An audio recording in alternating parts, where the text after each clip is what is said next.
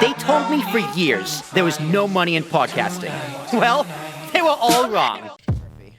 I love being friends with you so much. I love being friends with you. This for so many different reasons. Like I don't normally kiss the ass of my of all my guests, at least not too much, I don't think. But I'm gonna kiss yours a little bit because a little bit of a humble brag as well. You started out, for those who don't know, Kay Murphy started out as a fan of the Kings of the Rings podcast. They were someone who just listened to our show, listened to my voice, Dave's voice, Ricky's voice, and ending up forming a faction of three women, of course, and Kay Murphy, known as the Valkyrie. Goodness. when that formed, I remember me, Dave, and Ricky sat down with us like, this is the coolest thing that could ever happen. Because, you know, like one day I want to get Mr. Fretz on this podcast because he's another fan who's also a friend. So the fact that you saw as a fan of the podcast, a guest of the podcast, someone we knew, and then when Dave unfortunately had to step down, me and Ricky were like, okay, you know, we'll think of like, we'll have people on just in case, but we both looked at each other at the same time and went, no, we want Kay Murphy, but we'll do other people just in case something crazy happens. And the rest is history. You know, I meet you in person. I see you at the 7-Eleven next to Napoli's in Hempstead. And it's just the biggest bear hug. I think I might have done the twirl around even.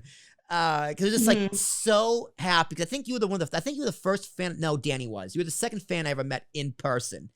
And then, you know, my life changes that next Monday. I go through unemployment, still doing the podcast, get the job. Like I do this. This is all that. I've grown, you've grown, and you continue to make me grow and learn as a person. Just for being who you are and your perspectives. Because you're very smart. You're very intelligent. And the way you handle things that make you uncomfortable. I know there's different times I've asked questions like Carson I've had where you've clearly been uncomfortable, maybe even a little pissed off. But for sure. But you handle it incredibly well. Thank you. Sometimes you just don't say anything. So that's a key. And that's sometimes better for y'all. Yeah. But like you listen, you hear my point, and even if you disagree with you, like it's fine.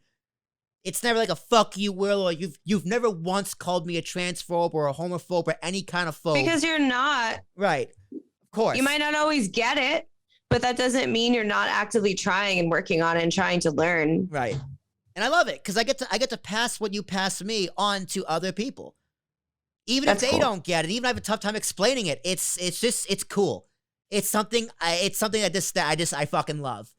And I'm honored to have you as a friend, and I love you so much. I'm so happy you are a co-host and a friend on the Kings Rings podcast. I love you so much. That was really nice. I was in a really bad mood before I came on the show, so like that just like made my fucking night. So thank you. Literally the opposite of feeling like a good friend and like I'm the shit. So like it's just wild. Our story is so fucking crazy. It's so crazy, and it's only gonna get crazier. Oh, I know. Especially like the older we're getting, like the more like we're all getting our shit together. Like the three of us, I think, all moved in the same year. Ricky and I moved in the same month. Yep. We're all in relationships now. Yep. Like we all found jobs that like we love doing and are good at. Yeah. And I feel like have really figured our shit out like as co-hosts together. Yeah.